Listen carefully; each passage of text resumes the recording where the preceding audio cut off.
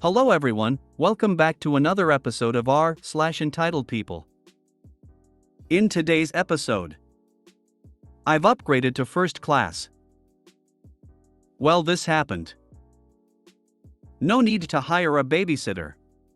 Any employee will do. Before we get started, make sure to subscribe so you will never miss a video. So let's get started. I've upgraded to first class. Background: airline captain, commuting to work, purchased a full-fare first-class ticket to get there. Lived in Atlanta at the time, domiciled in Houston, and commuted. Normally you could get a jump seat in the cockpit, but on this auspicious day, that was already taken. Pass riding wasn't an option because there were no seats in coach and only one in first. Pass riders can be bumped for fare-paying passengers.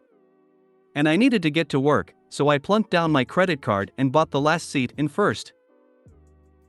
Boarding has occurred and I am peacefully in my seat, waiting for pushback.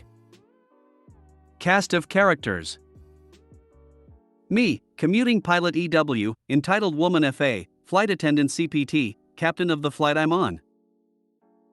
EW, you are sitting in my seat. You'll need to move right now. Me, checks boarding pass, nope. This is my seat. Not going to happen. Sorry. EW, you're an employee. You're sitting in my seat. Move now. Me, may I see your boarding pass? Clearly there's been some mistake. EW, you may not see my boarding pass. I showed that when I boarded. I've upgraded to first class. Now move. Me, you'll need to resolve this with the flight crew. I'm a passenger. EW stomps off, resembling an irritated Dolores Umbridge, and returns with FA. FA, good morning, Captain. May I see your boarding pass? Me, sure thing. Shows boarding pass. FA, ma'am, that's his seat. He paid for it. EW, well then throw him off, dear. I've upgraded to first class and that is now my seat. FA, I'll need to see your boarding pass, ma'am. EW, you will not. I showed it when I boarded. I've upgraded to first class. FA, how did you upgrade to first class? EW, I upgraded to first class. I'm more important than an employee. Now get him out of my seat. Someone has called the cockpit and the captain has left the flight deck to deal with this. CPT, ma'am, I'm Captain Wallaby, not his real name. I've just spoken with the gate agent. We certainly apologize for this awkward situation. The agent has corrected your paperwork and has a voucher for future travel for you as well. Please go fetch your new boarding pass and your voucher and we'll be on our way. EW departs up the jetway, a triumphant smile on her face. The captain turns to the FA and says, "Prepare the doors for departure." The doors close. The captain returns to the cockpit and as we push back from the gate I can see the EW pounding on the glass next to jetway. It was a nice ride to Houston. The coffee was wonderful.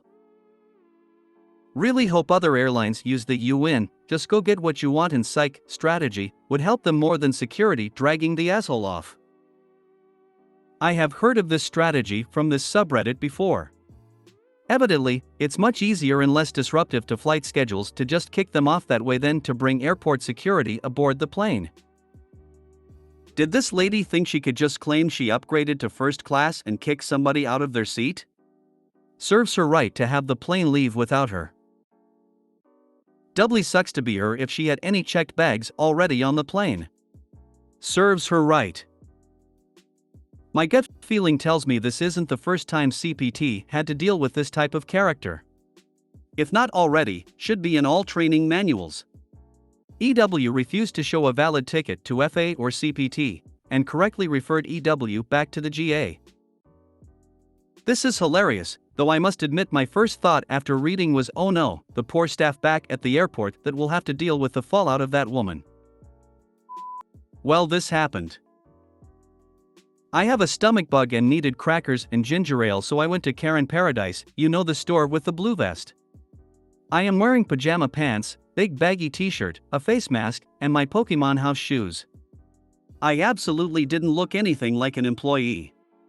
I grabbed a cart to lean on it. I quickly grabbed my stuff, and on my way to checkout I remembered I don't feel like cooking for my kids, so I stopped to get a couple chickens and a salad for them. The deli is crazy busy. A woman mentions how busy they are and I just nod. She then asks what I'm going to do about it. I look down at my clothes and everything in my cart and again at my clothes. I told her I didn't work there. She said, oh, I know, I have seen you at, name of restaurant I work at, working. All food places are the same, so just help them out. I asked her where she works and she gave me the name of a doctor's office. I told her wonderful. I have a stomach bug and don't feel like going all the way to my doctor, and since you work for a doctor, that means you can give me something for my stomach. She said she isn't a doctor and stormed off saying she was going to call my boss to have a word with her about me refusing to do my job. Some people are so idiotic it's mind-blowing. Nice reply, got the point across. I can't even imagine how her brain works. My son asked me what I would have said if she said she didn't work, which is what I expected. I would have told her that explains why she doesn't understand how the workforce operates. Most people like her are so detached from the real world, since they have lived in their protective bubble for so long, they have no idea how the world around them works anymore. I'd love to help you, I have a stomach bug.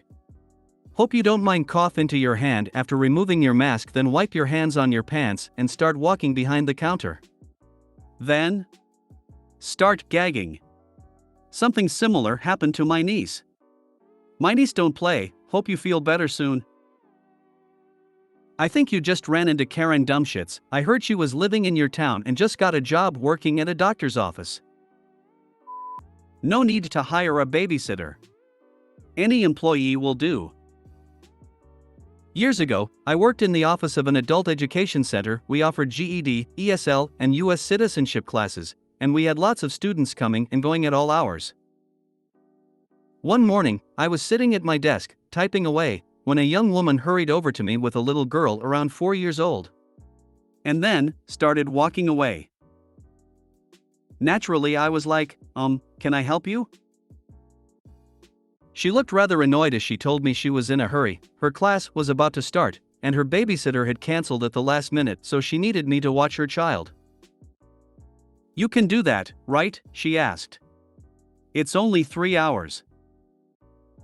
Completely flabbergasted, I told her that no, I could not become her new babysitter. I had an actual job I was already doing. And even if for some crazy reason I did agree, what was I supposed to do with a preschooler for an entire morning? This kid didn't have any toys with her. This is about 15 years ago, so little kids with electronic devices wasn't really a thing. Did she expect her daughter to just sit in a chair watching me type the whole time? And even nuttier, had I not noticed in time and spoken up, I really believe the woman would simply have led her daughter to my desk and walked away without a word. I totally understand the predicament the mom was in. I am not unsympathetic.